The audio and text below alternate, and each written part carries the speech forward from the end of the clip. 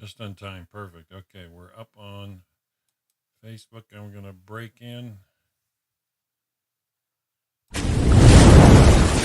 Catch the Torah wave, everybody. Welcome back to our weekly Genesis class live from Jerusalem with Rabbi Chaim Goldberg of the Noahide World Center. Always a joy to be with Rabbi. Now, hopefully everybody did their homework. We were supposed to pre-read Genesis chapter 25 before the class. Hopefully you guys did. So, I made sure I put that in all the posts that I advertised. So, just to give everybody a reminder. Yeah, I think it's going to be an exciting class. So let's just jump right in and see how the rabbi is doing today. Shalom, Rabbi. You are live on the air. I'm going to turn it over to you. It's your class. So I look forward to hearing what you have to share. Oh, we can't hear you. Good evening, everybody from Israel. Can you hear me now? Yes, we got you perfectly. Excellent. Good to hear you. Good to see you all from all over the world. Yes, and I'm going to check who did his homework and who I need to bring his parents here to speak with him now. But I saw Bart sent me also. He also sent me the homework, so very good. Fair enough. So good evening. Let's go inside straight ahead.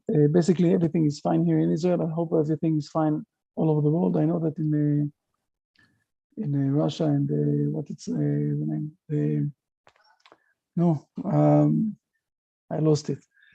I know that there's still a war there in Russia and Ukraine, unfortunately, and I hope it will finish one day. I don't know when, because it could be also a long one. We see that it's getting longer and longer. So we need to pray. We need to pray, and we need to do our best to help them.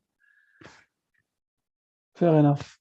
Let's learn a bit of Torah. The Torah learning is also giving us strength and helping us to realize what is the right way to behave and not to behave.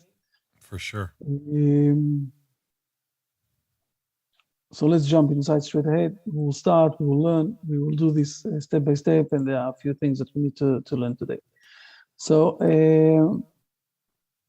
let's first of all read the first 4 verses of the chapter. We're in chapter 25. First 4 verses of chapter 25. 1. And Abraham took another wife, and her name was Keturah. And she bore him Zimram and Jokshan and Medan and Midian and Jishbak and Shua. And Jokshan begot Sheba and Dedan. And the sons of Dedan were Asherim, Letushim, and Leumim. And the sons of Midian were Ephah and Epher and Enoch and Abida and Eldaah.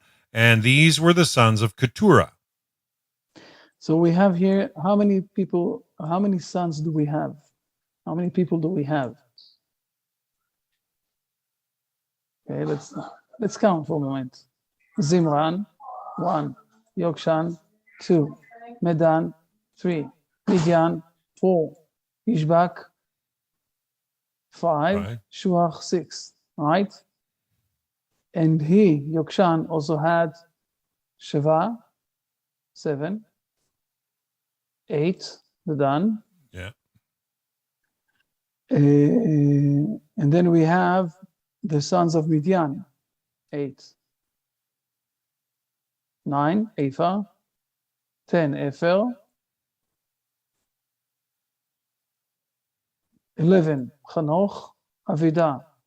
12, and Eldaah, we have 13, right? How many kids do we know that Jacob had? We know from history, We know a bit. He had 12 tribes and 1 girl, right? Her name was Dinah. Right. 13.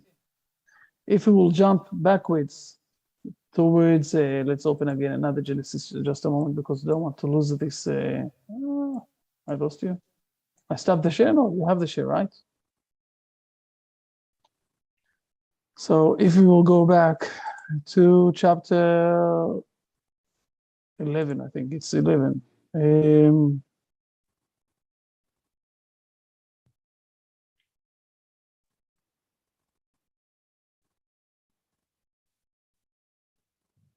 Yes, but just a moment. So I need to go a chapter before that. It is here. We have the family of Abel. Okay, so let's see for a moment. He have two kids. Abel have two kids. So let's see for a moment this those two kids.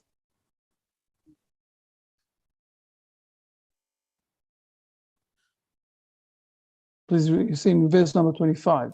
Abel have two sons. Yes, and to Abram were born two sons. One was named Peleg because in his days the earth was divided, and the name of his brother was Joktan. And now we have, let's read in Joktan how many kids, and we know that the continuous of Abel was with Peleg. This destiny came onwards to become Abraham, Isaac, and Jacob. And Peleg was rejected. Let's see for a moment how many, Joktan, sorry, not Peleg. Peleg was the destiny of Abraham. Joktan was rejected. Let's see how many kids that did he have, okay? So in verse number 26, let's read for a moment. How many kids do we have? Joktan begot Almodad and Sheleph and Hazam Maveth and Jerah and Hadaram and Uzal and Dikla and Obal and Abimael and Sheba. And Ophir. And Ophir. Oh, you got to scroll down 29. a little for me. Yeah. It's continuing on with the 29. And Ophir and Havilah and Jobab, all these were the sons of Joktan. So we have 13. Just to let you know, the word Dikla is a woman. So we have 12 tribes and 1 woman. So what is happening here, what we see, that there are usually in this family 2, I will say, continuous, that is continuing on, okay? The 2 continuous that we have, one have a lot of people, and the other one have only 2 people, okay? Abraham had 2 kids in the beginning, Ishmael and then Isaac. And now he is also taking another wife. Her name is Keturah. In a moment we will see who she is. And he's bringing 12, 13 kids. Just like before that, or what will continue on later on, okay, with Jacob. And we see this also in other places. I'm not going inside to this too much. The main thing is happening here is that Abraham had one mission, while God had a different mission with him. This is very important to understand what is starting here in this chapter. Abraham had one mission in his head. God called him and said to him, I have a different mission for you. Abraham, all of his life, was debating with himself. Is he going with his mission, his understanding, or what God told him? It's a bit weird to say this like that, but I want to show this. And let's go for a moment to chapter 12, and I will remind you things that we've learned, but we will see this again. And then we'll also understand who is this Keturah women. If God is suddenly speaking with Abraham and saying to him, do this and this, so we can realize that Abraham thought something else, and God is saying to him, no, I want you to do this and this and this. Okay, so let's go for a moment and see it. Just a moment, אני בשיעור עכשיו, אז אני אעזור לך יותר מאוחר, בסדר? ביי. So let's look for a moment what exactly God is saying to him or is asking him to do. Okay, please read verses 1 and 2. 1, and the Lord said to Abram, go forth from your land and from your birthplace and from your father's house to the land that I will show you, and I will make you into a great nation, and I will bless you, and I will aggrandize your name, and you shall be a blessing. Now, God is saying to him, I want you to become a great nation, right? This is what God is saying to him. I want you to become a great nation. Abraham thought something else. Abraham was already 75 years old. He's already 75 years old. As we can see, this also, it's written down, just a moment, I lost it. It is in verse number 4, okay? And Abraham was 75 years old when he left Haran. And he took with him, whom he took with him, and we spoke about this more than once. Please read verse number 5. 5. And Abraham took Sarai his wife, and Lot his brother's son, and all their possessions that they had acquired, and the souls they had acquired in Haran, and they went to go to the land of Canaan, and they came to the land of Canaan. So they took the souls that they had acquired in Haran. We spoke about this more than once. How can you do a soul? How can you acquire a soul? Yeah. And the answer that we gave, that Abraham, let's read it for a moment to remember, and then we will understand. Here it is. Please, you can read. It's only you need to read only. And the this. souls they had acquired in Haran, whom he had brought under the wings of the Shekinah. Abraham would convert the men, and Sarah would convert the women, and Scripture ascribes to them a merit as if they had made them. Okay, so we're speaking about the mindset of Abraham. The mindset of Abraham is, I want to spread the words of God as many people that I can, and I'm going to bring more and more people under the understanding of one God, and everything here is, this is what I'm going to do. God is saying to him, no, I want something else. I want you to become a great nation, not to spread to all of the world those things. Now, let's jump for a moment to the end of this parsha. It's in chapter 17. And let's see what is happening when God is telling him, here now, please, we learned it, but I want to show this for a moment, and then we will understand what is happening in our chapter. We'll jump back to our chapter, okay? So please read for a moment verse number 1. 1. And Abraham was 99 years old, and God appeared to Abram, and he said to him, I am the Almighty God, walk before me and be perfect. And I will, please also number 2, okay? And I will place my covenant between me and between you, and I will multiply you very greatly. Fine. So we have, again, God is saying to him, I want you to become multiplied and everything else. And he's doing a covenant, okay? And what is a covenant? Please read verse number 7 and 8. And I will establish my covenant between me and between you and between your seed after you throughout their generations as an everlasting covenant to be to you for a God and to your seed after you. And I will give you and your seed after you the land of your sojournings, the entire land of Canaan for an everlasting possession, and I will be to them for a God. So we have it, and on the other side, you need also to keep my covenant, and to keep my covenant is doing circumcision with your kids. This is what is written down in number 9, 10, and everything else. So God is saying to him, look, this is the mission that I want you to do. I want you to build up a nation, like we said in chapter 12, and I'm going to give this nation, this land, and they're going to build here a nation that will be the light for the other nations. This is what God is saying. Abraham, the answer of Abraham, okay, is like that. Look for a moment.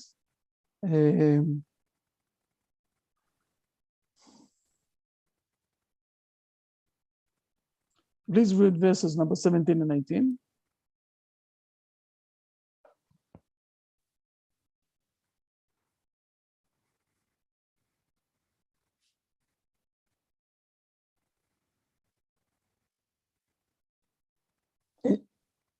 Yeah. So he says to himself, I can't believe that something like that will happen. You know what? At least Ishmael. And now let's look for a moment. So God is answering him, okay? And he said to him, indeed, your wife Sarah will bear a son and everything else. Fine. We know that he gave, that this is what happened. But let's look for a moment what is happening to Ishmael, because Abraham said to him, to God, I want also Ishmael. Please read number 20. This is very important. 20. And regarding Ishmael, I have heard you. Behold, I have blessed him, and I will make him fruitful, and I will multiply him exceedingly. He will beget 12 princes, and I will make him into a great nation. So we're speaking here about, I will say it like that, a nation that is going to be spread all over the world and will teach the world in all places, the Almighty God, what we say, Allahu Akbar, okay, he is the most important God. He is the most almighty, big almighty that we have. This is what Ishmael is going to do. So I've heard you, Abraham, with what you said. I understand that you want also to bring more and more people under the Shekhinah. I understand that you want that, I will say, people will be with the knowledge of God. Okay, I understand you. And we'll do this with Ishmael. But my mission is that you will build up a nation from your seeds, from your continuous that will be living in this land. They will keep my orders, and they will be the light of the nations. Those are two different missions. But Abraham, after Sarah is dying, okay, Sarah is passing away. So Abraham is going back also to his old mission. He's saying also, okay, fair enough. One mission is Isaac. I brought him already Rebecca. This is the last chapter that we saw, 25. He is now continuing in the mission that God told me to do. But me, Abraham, I also believe in the other mission, and God told me that I'm going to have also a lot of kids that are going to speak about the Almighty God that is here in this world. This is where Abraham is also taking another woman and bringing 12, 13 kids. 12 or 13, if it's only with boys, also one girl, whatever it is. Not going inside to this now. It's not. I don't want to go inside to the names and everything else. The main thing, this is what is happening. The most important thing is to see who is this Keturah women. Okay, so please read for a moment what Rashi is showing us from the Midrash. Keturah. This is Hagar. She was called Keturah because her deeds were as beautiful as incense, and because she tied, the Aramaic for tied, her opening, for she was not intimate with any man from the day she separated from Abraham. So Abraham is taking back the mother of Ishmael, okay, to try or to bring his mission, or how he understands the mission that God told him, even though God told him in the beginning, he said to him, no, I want you to do something else. But Abraham is insisting all the time also to go with the other mission. So God said to him, fine, this is what is happening.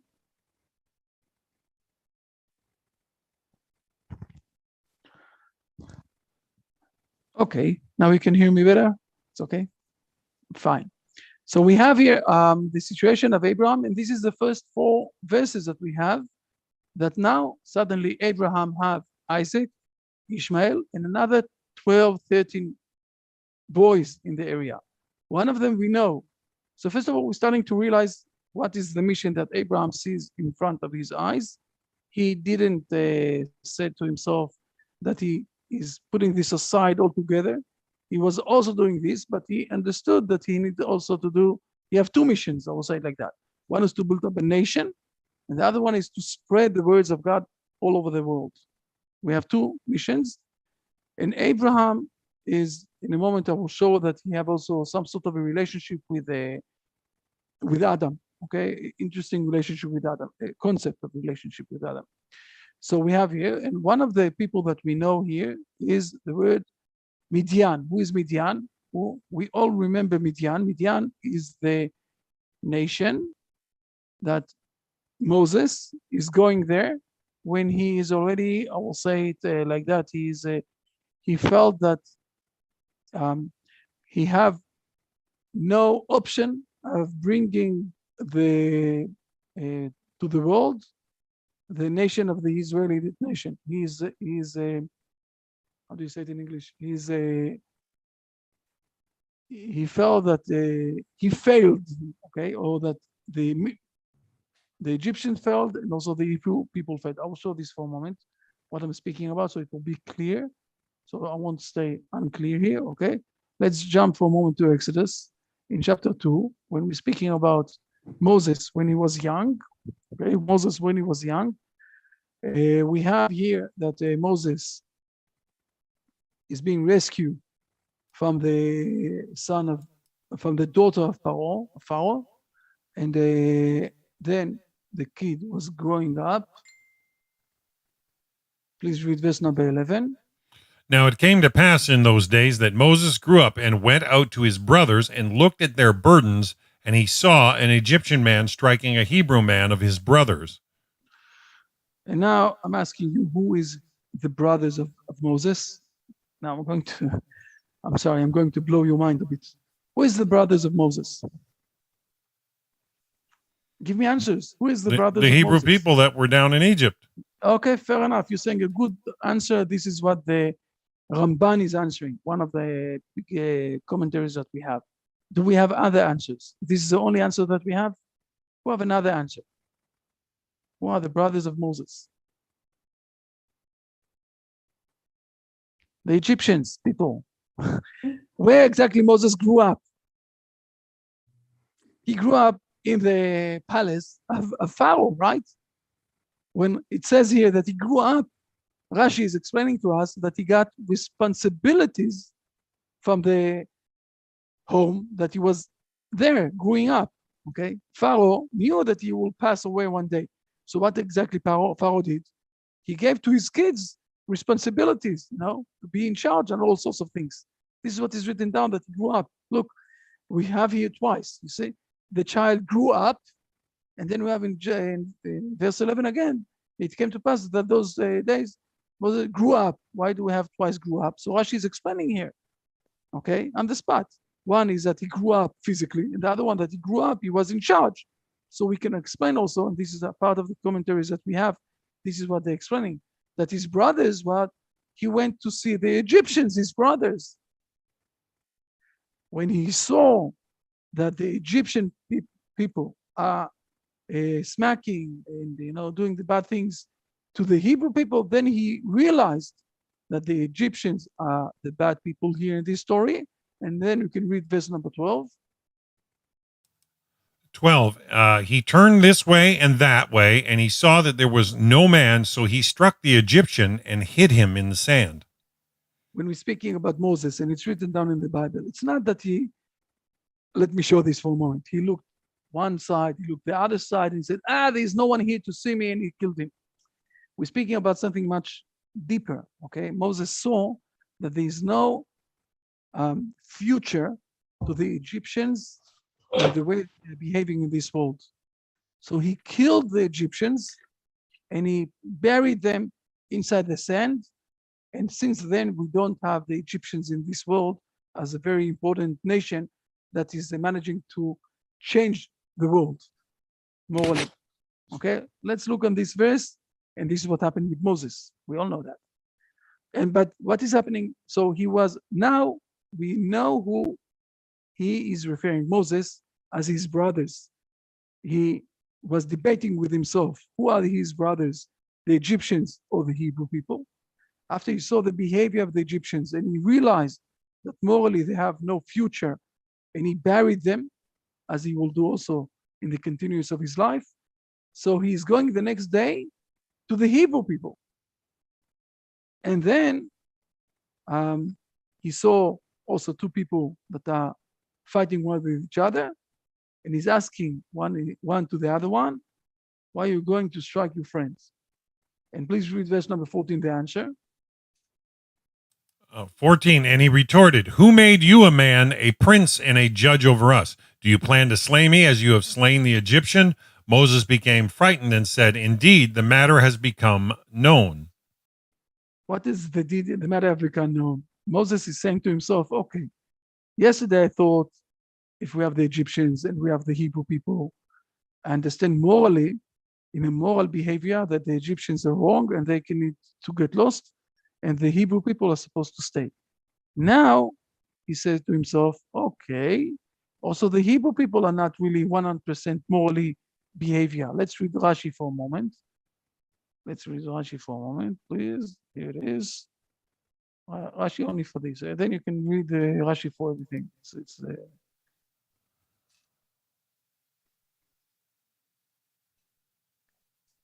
Please read here, okay?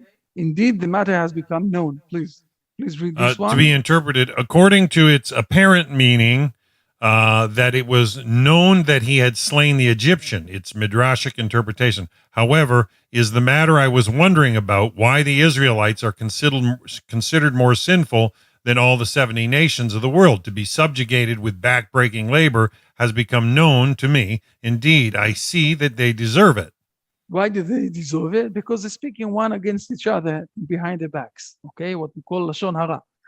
Okay, so here basically Moses is desperate. He's saying to himself, I thought the Egyptians are going to continue the world, and from there the world is going to go one step ahead with the moral behavior. I understood that it was a mistake. I buried this in the sand of Egypt. So I thought the Hebrew people are going to be the continuous of the Hebrew, of the moral behavior. But now it became known to me that it's not going to be not the Egyptians, not the Hebrew people. So where can I find the continuous of the moral behavior in this world? Let's try to find somewhere else that is a continuous of Abraham. Please read verse number 15. 15. Pharaoh heard of this incident, and he sought to slay Moses. So Moses fled from before Pharaoh. He stayed in the land of Midian, and he sat down by a well. What is it? First of all, Midian. Okay, I'm jumping back to our chapter. Okay, and we see that this is one of the kids of Abraham. You see, Midian is one of the kids of Abraham. So in Midian, we have also some secrets of Abraham. In a moment, we will see how much Abraham is giving also secrets to those kids. And he's saying to himself, okay, not the Egyptians, not the Hebrew people, so let's go to the Midian. But why exactly is he sitting on the well? What is happening there on the well? Why the Torah is explaining to us where he sat down? Maybe the Torah also will tell us he sat down in his salon and he looked on the TV. I don't care where he sat down. What is the issue here to explain to us that he sat down on the well? So let's read for a moment, Rashi. Okay. And he sat down by a well is an expression of sitting. He learned from Jacob, who met his mate at a well, from Exodus. Enough. This is enough for us. When Jacob is running from his brother Esau, and he's going and he's sitting on the well. Why is he sitting on the well? Because he understands, he got from God, whatever it is in his prophecy, that he is going to build up the nation. On the well, he is going to meet his future wife, Rachel. Moses is feeling the same thing. He understands that he needs to build up now the next nation. Okay. The Egyptians are not under any consideration of continuing the future of the world, the moral future of the world. The Hebrew people, now I understand Moses saying to himself, it won't happen there. So I'm going to Midian and I'm sitting on the well. The meaning of this, I'm going to build up a new nation. And then the surprise will come to Moses when he will be 80 years old, that God will tell him, no, my people are the Hebrew people, that you're part of this Hebrew people. Now we're starting to understand what is happening here with the continuous of the world and how it's working. So we have Abraham. I'm jumping back to Genesis chapter 25. Okay, we have Abraham who have two ideas in his mind. His idea of spreading the words of God and trying to bring more and more people under the understanding of the one God. This is Abraham's idea. On the other side, God has with him a different mission, build up a nation. Because Abraham is also praying, asking that God will give the mission, okay, the other mission, that he won't let it down. So God is saying to him, I'm listening to you with Ishmael. This is what we saw in chapter 17. I'm listening to you with Ishmael, and okay, you will also have this mission, and the Ishmael in this world are going also to spread over these words of one God, or the Almighty God, who is the most important thing in this world. Fair enough. So we have with Abraham those two. Moses, now Midian is also having a very important role of the continuance of this thing, because they were going to, according to the Midrash, Moses was 20 years old when he ran away from Pharaoh, from Egypt. So for the next coming 60 years, he came back to the Hebrew people when he was 80 years old. So 60 years where exactly he grew up, where exactly he learned how to do the prophecy, from whom he got all the secrets of Abraham in Midian. Let's not forget that Moses is meeting the most highest priest of Midian. I will show this also for one. It's in somewhere else, okay? So we have, I'll show this for a moment. Let me show this for a moment. Okay, something very nice. Again, the question is how to read it. So let's see in Exodus number 17.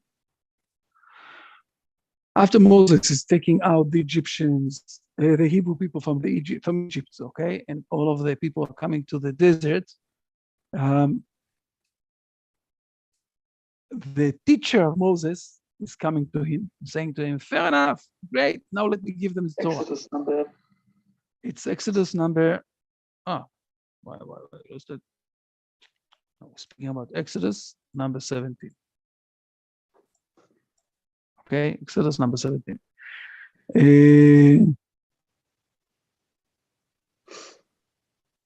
No, sorry, number 18. I'm sorry. Number 18. Exodus number 18. Okay.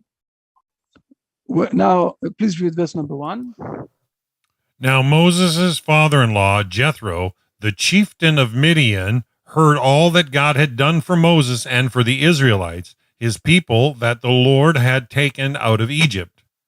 Now, what is he doing? He's coming towards Moses and he's saying to him, "You did a great job.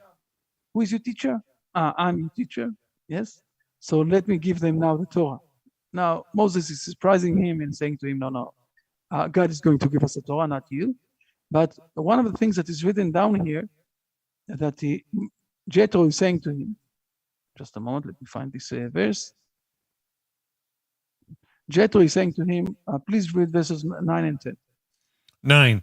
Jethro was happy about all the good that the Lord had done for Israel, that he had rescued them from the hands of the Egyptians. Thereupon Jethro said, "Blessed is the Lord who has rescued you from the hands of the Egyptians and from the hand of Pharaoh, who has rescued the people from beneath the hand of the Egyptians." And number 11 is the most important one. Now I know that the Lord is greater than all the deities, for with the thing that they plotted, he came upon them. Now he's saying two things, but let's see Rashi for a moment. I'm not going to go inside too much to this, but I want to show you something very important. Rashi, how did he knew that God is the most important from all of the other things? Okay, he says here, God is greater than all of the deities. How does he know that? Okay, please read here. Than all the deities. This teaches us that Jethro Jethro, was knowledgeable about every type of idolatry in the world, and there was no pagan deity that he did not worship. Now you can look at this in two ways. You can say that Jethro was a very big pagan worshipping. Okay, he worshipped a lot of idolatry, and you can look at this in a different way. That Jethro learned all the pagan or all the other to be a scholar here because he wanted to combine all of them together. You can also look at this in this way. Now, what is Jethro is saying here? Okay, he was a very knowledgeable person. He knew a lot of things. He knew a lot of all of the things that was running in this world. Now he's acknowledged. He came to the acknowledge that God is the most highest one and the biggest one and everything else. Okay, fair enough. What was the main thing that taught him this and everything else? We will learn this one day. So we have here, I'm jumping back to chapter 25. We're starting to realize what is happening here. First of all, we have Abram with his two, I will say, missions. Okay, the mission that God gave him, build up a nation with Isaac, and the mission that he took on himself to spread the words of God all over the world, not as a nation. We are starting to realize what is the importance of Midian here in this story, and how much it will be important at the continuous of the story with building up Moses, one of the greatest leaders that we had all over. Hundreds of years later, yeah. Yes. Fine. So we have this and we have that. And now we're coming to the verse where Abraham's supposed to decide what exactly is he doing with everything. So let's read for a moment. I'm hiding Rashi for a moment. Okay. Let's read for a moment. Verse number 5, please. And Abraham gave all that he possessed to Isaac. Fair enough. And verse number 6. And to the sons of Abraham's concubines, Abraham gave gifts, and he sent them away from his son Isaac while he, Abraham, was still alive, eastward to the land of the east. And we asked last week, okay, if he is giving everything to Isaac, so what exactly is he giving to the others? Right? This was my question that I asked last week. So for this, I want to learn for a moment, okay, or to understand for a moment. When I'm saying that I have something, what exactly is mine and what is not mine? What exactly is something that is related with me, and I can say, okay, it's here, it says in Hebrew, kol asher lo, something that is really mine. A possession. Yes, again, in the Hebrew, it's much more exact. It's the only thing that is mine.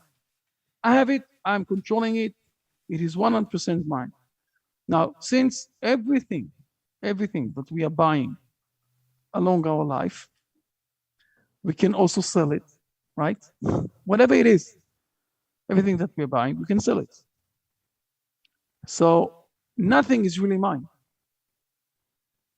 Maybe for a period of time, I'm using it. For a period of time, everybody understand that I'm using it. It's my thing to use or something like that. But I can't say that it's mine. The only thing that is really 100% mine is my life. Therefore, I'm not allowed to give it to anybody else, or even, God forbid, to commit suicide. God gave me life. Okay. By the way, it's also what is happening in reality. When someone is getting, going out from his mother's womb, the only thing that is happening is that he's starting to live, starting to breathe, he's starting to eat, and everything else. He's starting to live. He have any, I will say, goodies with himself? No, he doesn't have anything. Along of his life, he's getting all sorts of money, whatever it is that he's gaining to himself. But when someone is passing from this world, is dying, what is happening with him? When we're burying him with the money that he earned in his life? No, of course not. Because the money or whatever he got, it's not, it's only, a side effect. It's not really his. It's not really him. So he got life. This is him, his own thing. And he gave it back to God, his life. So we can bury him. This is also what our sages are saying all the time. Hopefully, after 120 years, we're all going to give everything that we earned to our kids. You can give it with cold hand after someone died. You have a cold hand, and you can give it when you're alive. A lot of things. So we have here something very interesting. What exactly Abraham gave to Isaac? What I want to say, and this we're going to see also in Rashi in a moment, that there's one thing that he got that God gave him, just like life. And this is what he gave to Abram. God gave him this land, and God gave him the blessings. Remember that in chapter 12? And you will be blessed. Everyone that blessed you, that will bless you will be blessed. Everyone that is cursing will be cursed. You will be the owner of the blessings. This is what is written down. Who gave it to him? God. So when God is giving something to Abraham, it's his. And this is what he gave to Isaac. Now let's read it in Rashi for a moment. And then we need to understand what exactly Abraham gave to all of his other kids. So let's read it for a moment. Please read Rashi here. God and Abraham gave all of and Abraham gave, Rabbi Nehemiah said, he gave him a permanent blessing, For the Holy One, blessed be he, had said to Abraham in 12:2, and you shall be a blessing, i.e., blessings are delivered into your hand to bless whomever you wish, and Abraham gave them over to Isaac. So Isaac have now something very interesting. He have his life on one side and also everything that is related with the blessings.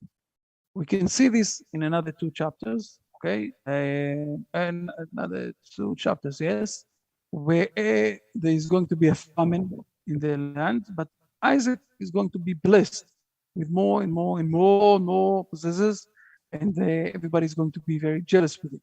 Now, we will see this in another two chapters, okay? But this is what Abraham gave him. So what exactly are the gifts that he gave to the others? We can read it. The gifts, let's see for a moment, what are the gifts that he gave to the others? Abraham gave gifts. Our sages explained that he gave them the name of impurity from Sanhedrin 91a. Another explanation, all that was given to him because of Sarah and the other gifts that were given to him, all these he gave to them, for he did not wish to benefit from them. So the second one is, I will say it in the physical level. Okay, he had a lot of things that he got because of Sarah, and he gave it to them. The physical things he gave them, and the first one is more interesting thing, because what exactly he did in the first one, he gave them all sorts of impurity. What is impurity? He gave them all sorts of ideas and things and words that are not 100% the exact Torah that we have. He left with Isaac the main thing, and he gave them other things. Now, you can ask, so what exactly Abram did? What he gave idolatry to the others? No, they can use it, but not the Hebrew people in the Hebrew land. The Hebrew people in the Hebrew land are supposed to be in the pure side. For others, for us, it's impurity. For the Hebrew people, for others, they can use it. And when we're saying that he sent them to the eastward, what we're saying basically that they went to the Chinese side, to the India side, where they have all sorts of the yin and yang and other things that today the modern world started to realize how much it is powerful what they have there. This is what Abraham said. By the way, when you're going to India and the priest in the India and is being called Abraham's, okay, it's a bit reminding us about Abraham.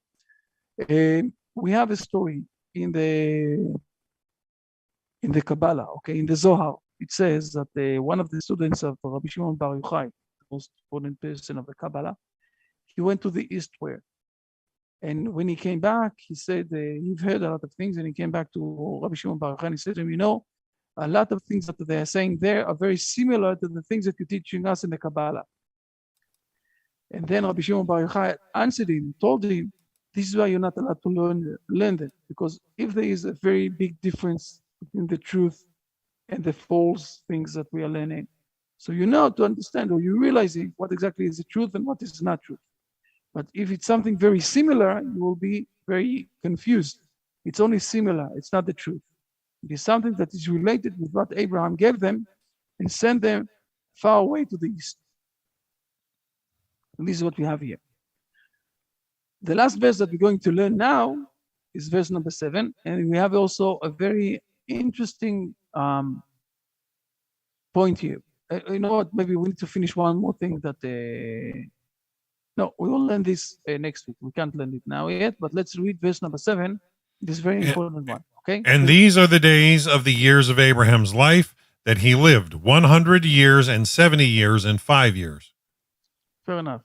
I don't understand what we're bringing here, those words that he lives.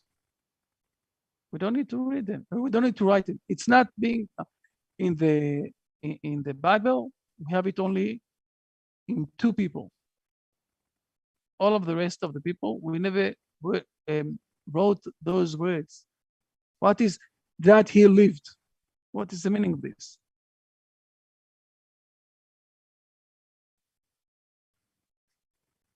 research, even similar phrase is used in Genesis chapter 5 when speaking of Adam and his descendants, and he lived.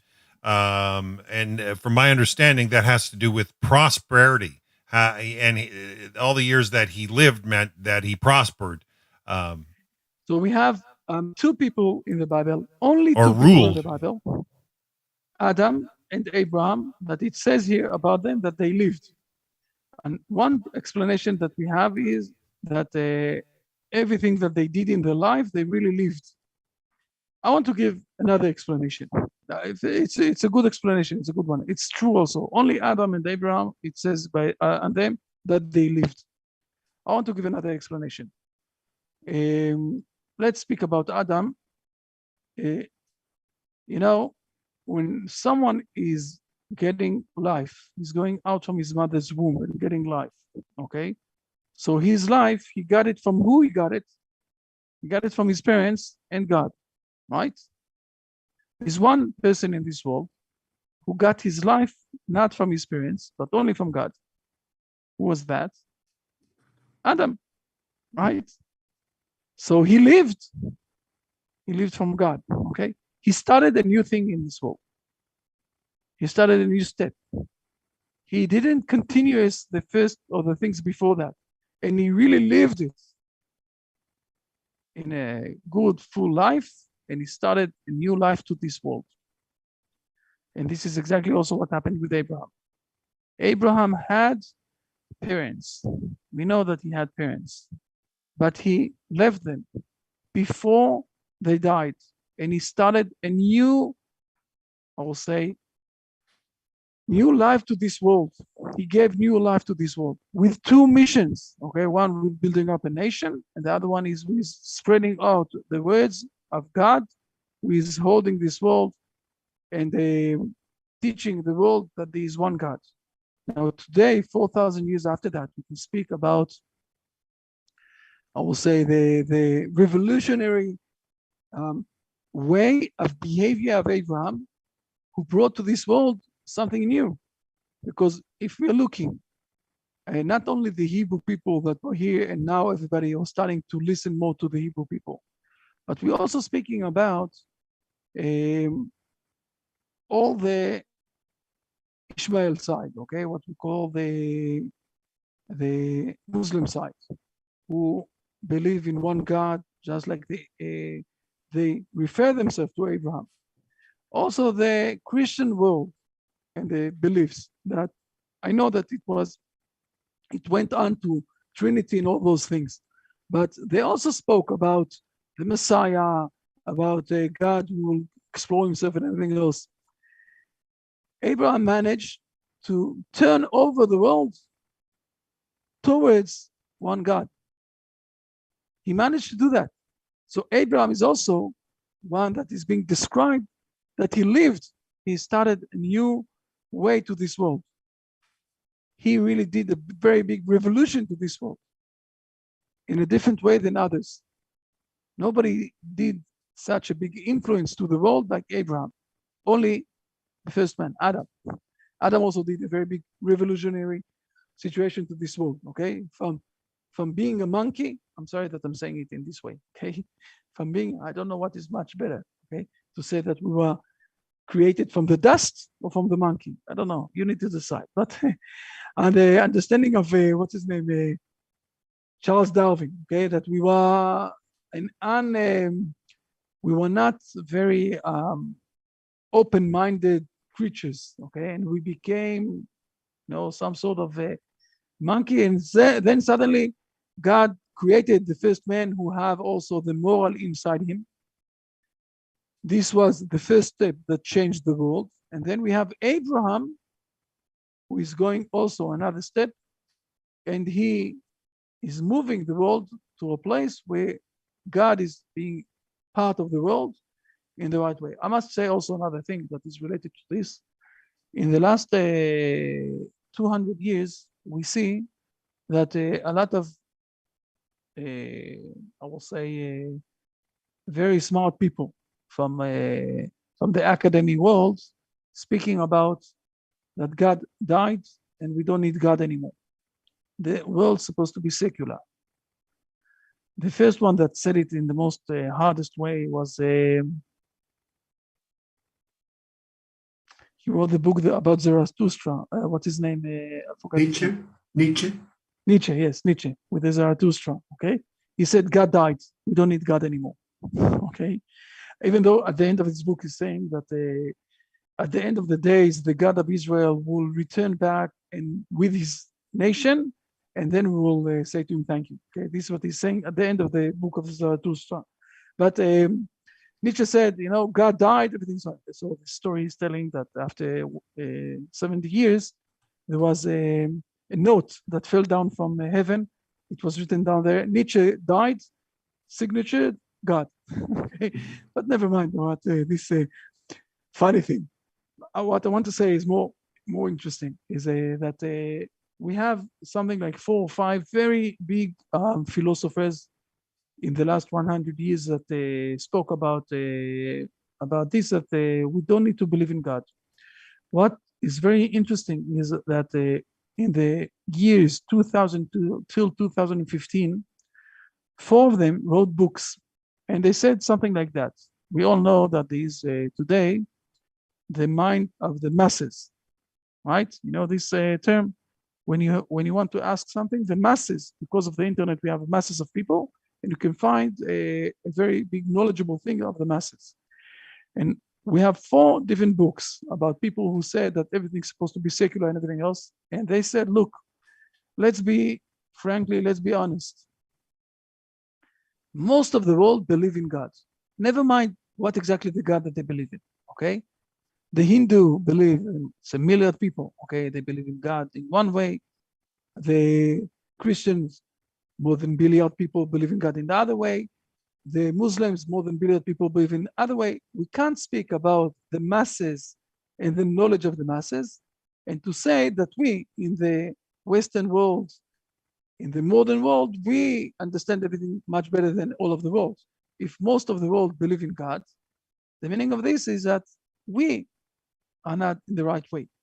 So we have 4 very important people that disbelieve in God, who did repentance and said, no, something here we are reading wrong. We are not reading the reality in the right way, because most of the world believe in God.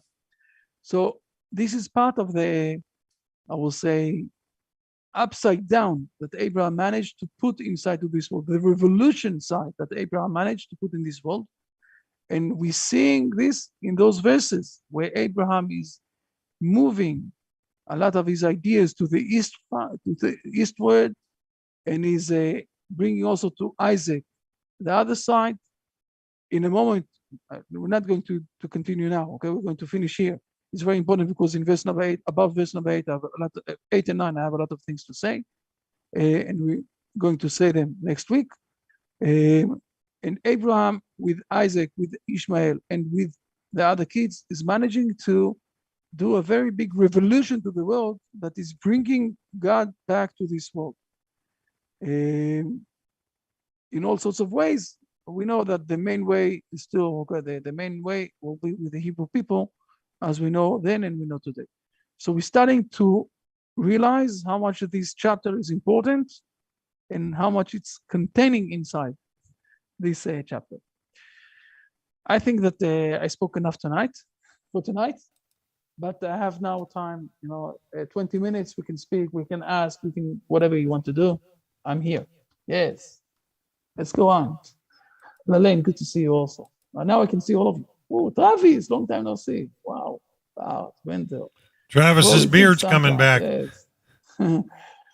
He had a very, Travis, but Travis had a very good time with his family in the last 2 or 3 weeks. Yeah, so that on the pictures, great time, excellent.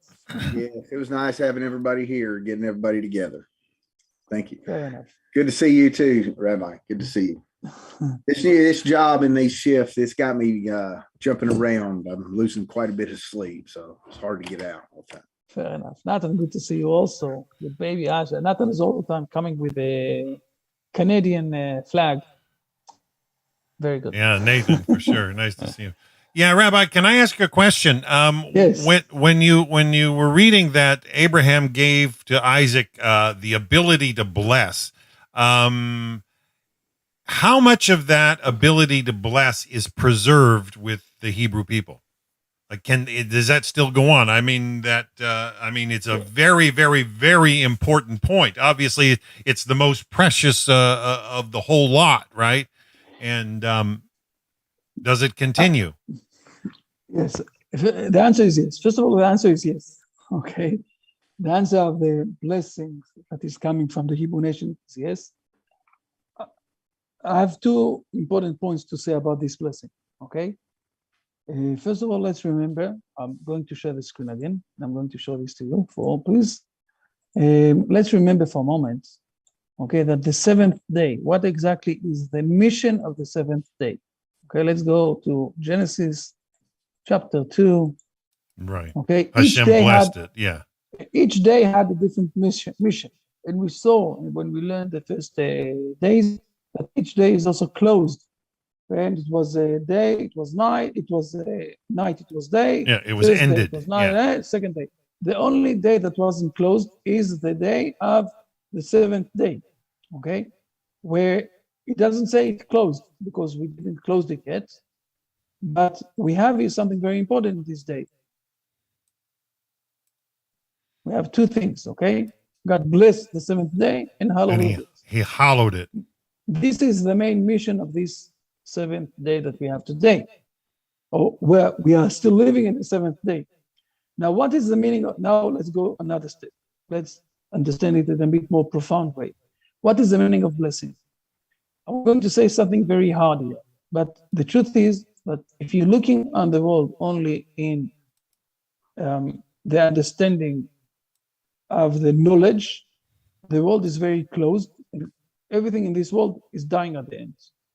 Okay, you have nothing here that more than what you have. Everything is very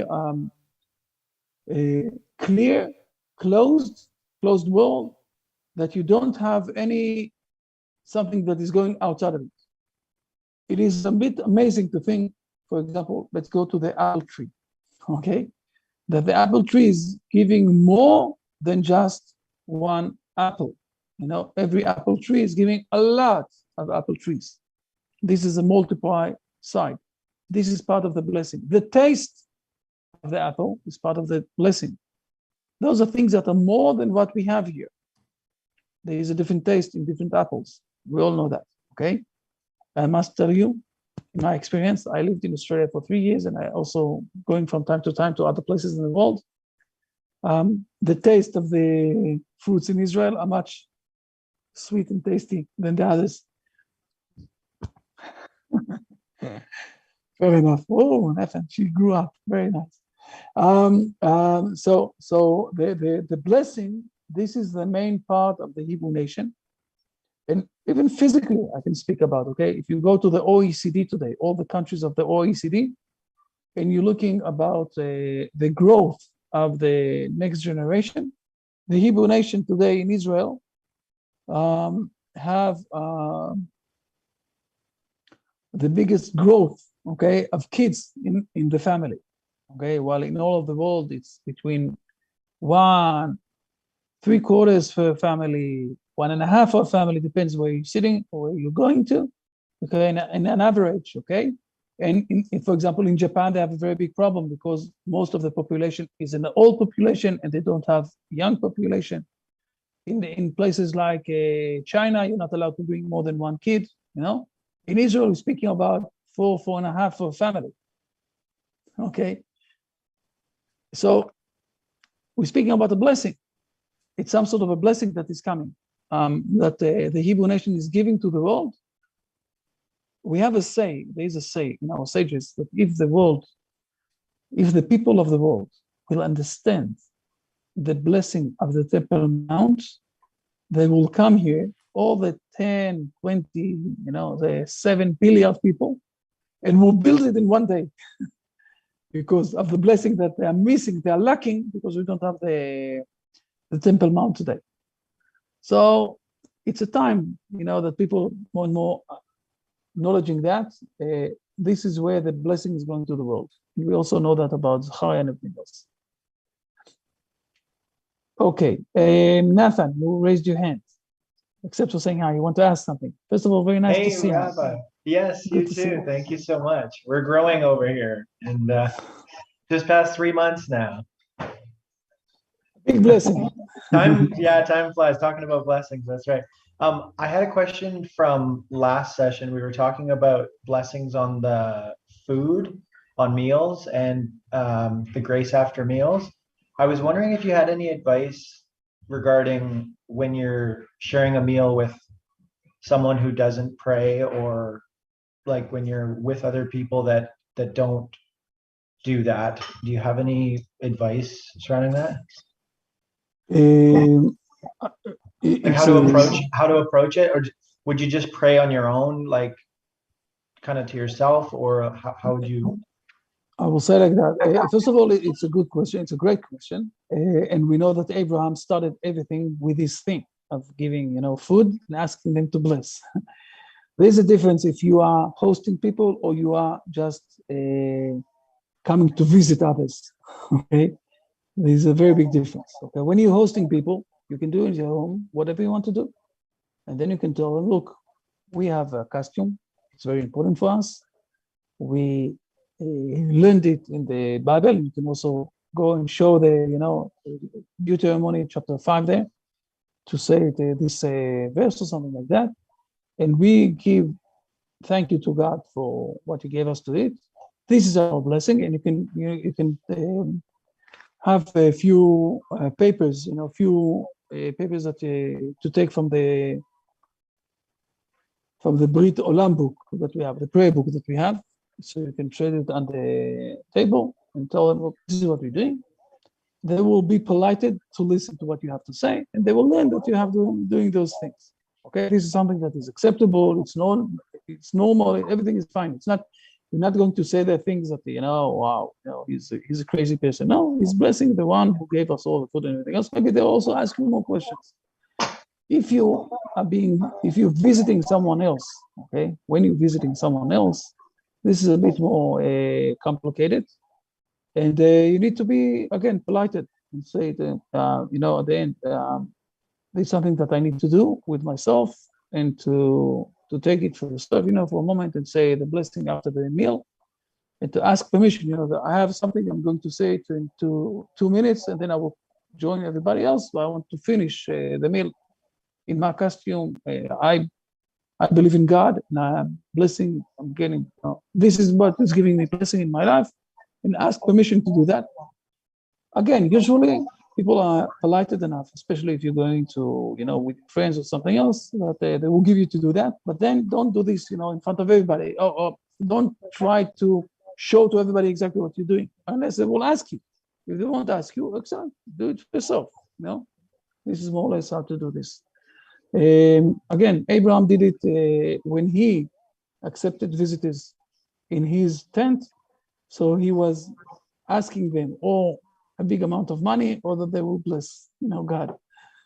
And so, but I'm not asking you to do that. But again, I'm giving, I will say it like that. I'm giving a hint how to continue on with this. If someone will ask you after that, okay, what exactly it was, why exactly you're doing this, why, what is the meaning of this?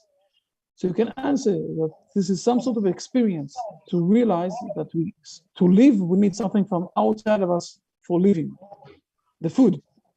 And it's not only on the food level, it's also on the spiritual level. So we have connection with someone who is giving us life. And from there on, you can speak. Everybody will open his ears, to speak with you. That's very good, Rabbi. Thank you so much. Fair enough. Great answer. No, it's not me. It's Abraham. I was learning from him. Fair enough. Okay. Rabbi, can I ask you a question, please? Yes. How old? Just a moment, Mike, just a moment. Yeah. Did you manage to organize everything yesterday, or it was still with the problems? No, still with problems. So what I think I need to do a video call with Nathan. Okay.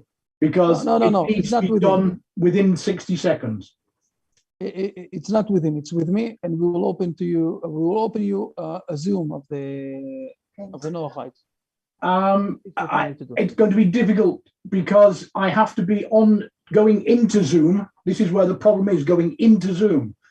If we do that, I will have to put a second computer up and run our Zoom on one computer, and the access to the Okay, so let's speak about this. Okay, let's speak about this later. Certainly, Okay, not certainly, everybody Rabbi. else. Okay, fair enough. Yes. right.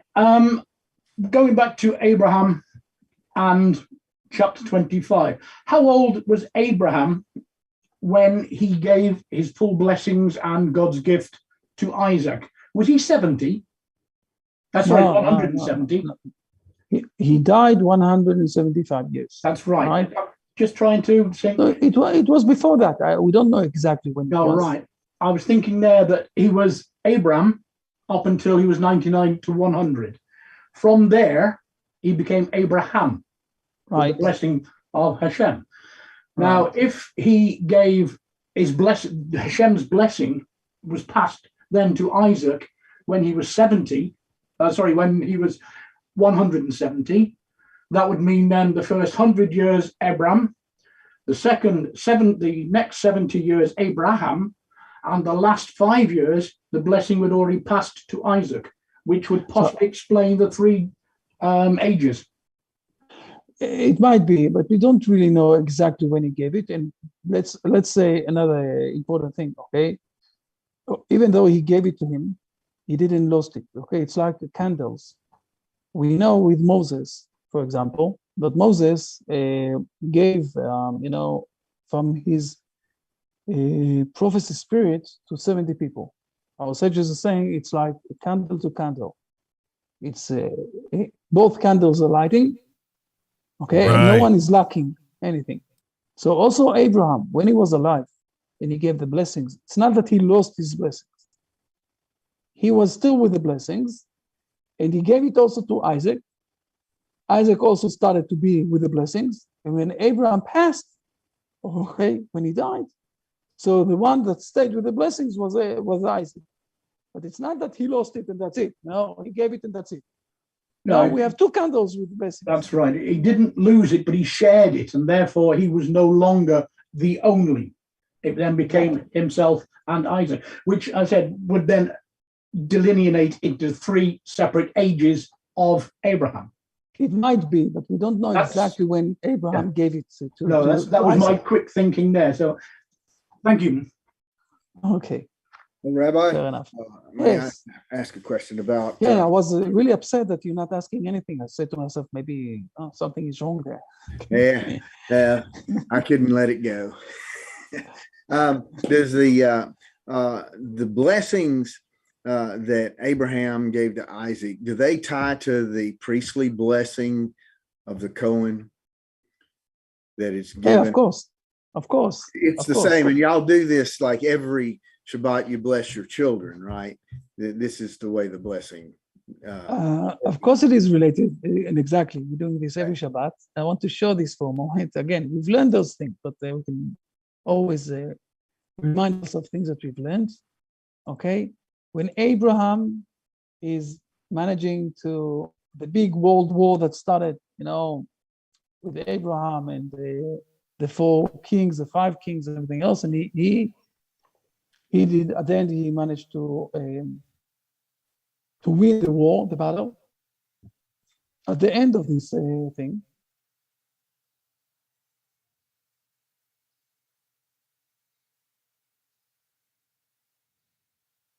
look here. Please read verses number 18 till 20, please. Done.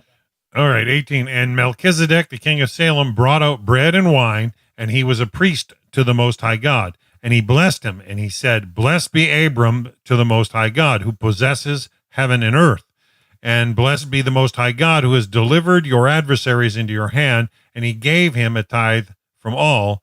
And the king of Sodom said to Abraham, "Give me the souls." No, we don't need the 21. I want to speak about what happened between Zedek and Abraham.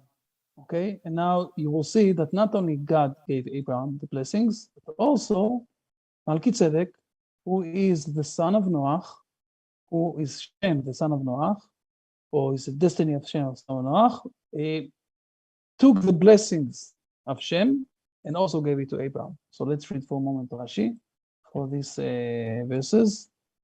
This is what's written down here. So we have here the blessing is coming from God from one side and also from the people who had the blessings with themselves on the other side.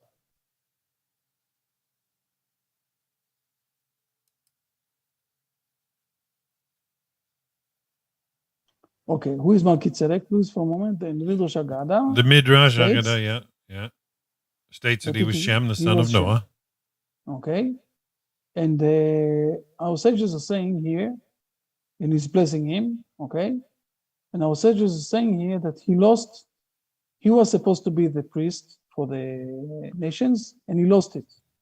Why did he lost it? It's not written down here in Rashi, it's written down in the Talmud and the other Midrashim. Why did he lost it? Because whom is he blessing first? He's blessing Abraham before he's blessing God. Okay, Ah. so he lost it. He gave it to Abraham. Okay, he gave to Abraham bread and wine. We see here all the things. So that- rather than the candle scenario you had mentioned, it was a handoff. Exactly. Here was exactly the handoff, and we can see that. And we read this for a moment. According to And the Midrash, Agada, And accordingly, he hinted to him about the meal offerings and the libations, which Abraham's children would offer up there. okay, so basically here, it's not like the candles. He gave it to them. He passed it to Abraham. He lost it. He gave to Abraham, and he acknowledged that Abraham is a blessing and not him anymore. And till today, what we have is this blessing, and the blessing is also every Friday night, we're blessing the kids, and then there is also the Kohanim, the priests, that are blessing the Hebrew people every day. And when we have the Temple Mount, we're also blessing all the nations. Also today, we're blessing the nations, but today it's much more small situation. Okay. More questions or everything is fine? You want to ask something different, other things on your mind, it's also okay. I have a question. Yes. So when Moses was in Pharaoh's palace, he was being taught about the Egyptian gods. Now, when he was in Midian, will I suppose that Midian trained him about the God of Abraham? And at that point, when he went back to Egypt to give the message to the Israel who were in Egypt, did they have the same understanding about the God of Abraham with the people who were in Egypt, so that they can both understand their conversation? We didn't learn yet all the things that is happening there in Exodus. Okay, it's a different learning. We need to learn it. I will show you something small that we will start to realize, okay, what exactly is happening there. Moses is coming to a stage where he's already a prophecy, okay? And at this point that he's a prophet, God is exposing himself in front of Moses, okay?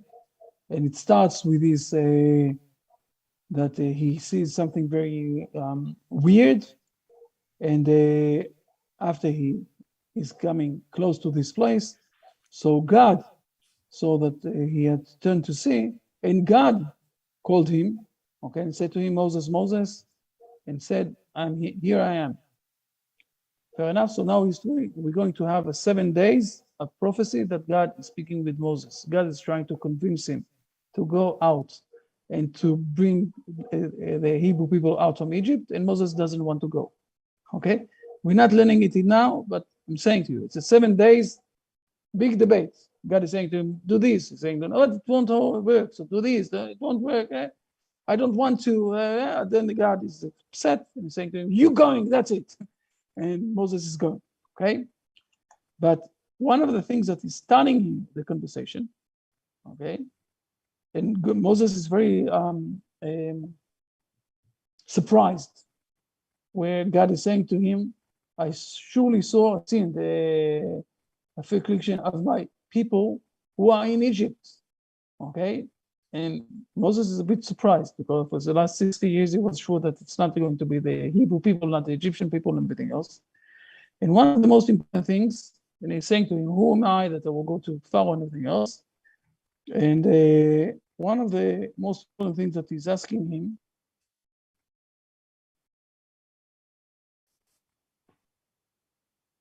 please read, Dan, can you read verse number 13?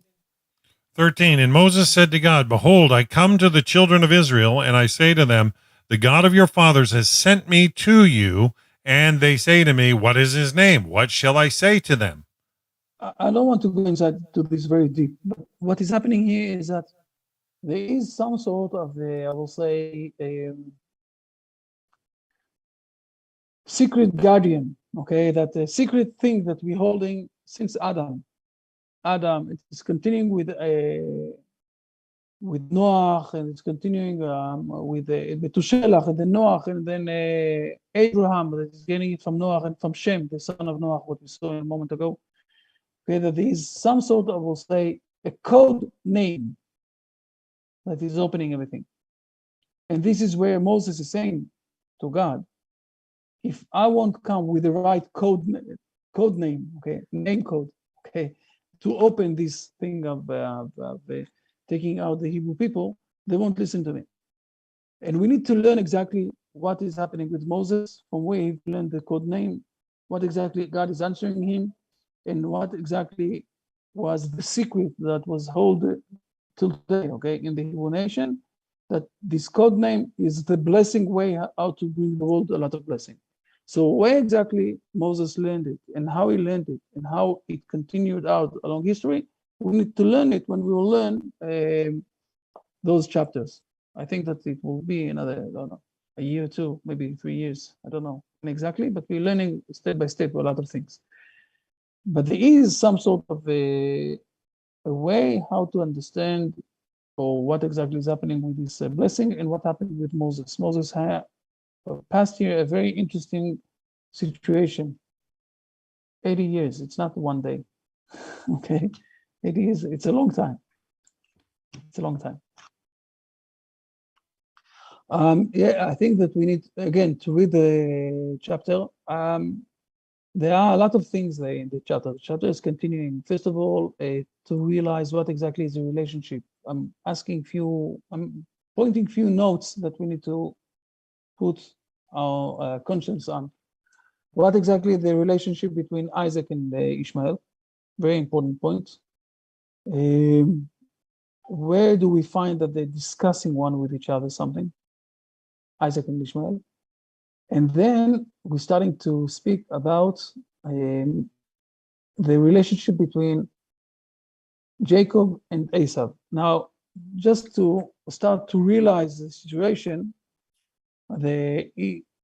Ishmael is the Muslim world, Esau is the Christian world, and the relationship that Isaac have with Ishmael and Jacob have with Esau is going to be along all of the history, the relationship between the Hebrew nation and the Muslim world, and the Hebrew nation and the Christian world. Both of them wanted to replace Israel in different ways. And those things are being already written down inside this chapter. Okay, this is a turning point chapter. So again, what is the relationship between Isaac and Ishmael? Where exactly did they spoke in the scripture? What is the relationship between Esau and Jacob that is starting here? And we will learn also a lot of more important things inside how the scripture is hinting them. And today we understand them in a much, I will say, broader way. Very important stuff, Rabbi, for sure. Thank you for today's lesson. Beautiful, beautiful lesson. Lots of depth in there. and it just opens up a whole better view of Torah for sure. And I think we got more coming next week for sure. So are we going to sign out for now? So are we on for next week, Hashem willing? Yes. Bezrat Hashem. Yes, of course. Of course, I will tell you that we're working very hard, and hopefully in another week, 2 or 3 weeks, something like that, we're going to do much more things with the Noahide movement in the world. With the other things, we thank God. So Beautiful. Those are the things that we're doing. We always love to hear good news. It's always exciting, and Yes. So I think we're going to sign out for today, but that was an awesome class. And so you got to catch the Torah wave, folks. More coming next week. We're going to continue in this Genesis chapter 25. Rabbi's encouraging you to reread chapter 25 and focus on the interactions between Ishmael and Isaac and Esau and Jacob to be prepared for next week. That's your homework. So we're going to aim to be with you then next week. For those of you that are tuning in on social media, I will be live in about 2.5 hours with Rabbi Carmi Ingber through the Nativ group with an open Q&A. So Rabbi Ingber likes to share a short topic just to get the juices flowing, and then it's an open Q&A. So if you have any questions at all, I want to invite you to come back for that. That will be at 5 p.m. Eastern, 2 p.m. Pacific. We'll be going live with that. So we're going to sign out for today. Have a wonderful, wonderful day. Bye for now. Bye, everybody. Have a great week. And you know my email, and whatever is on your mind, I'll respond back. Okay. See you.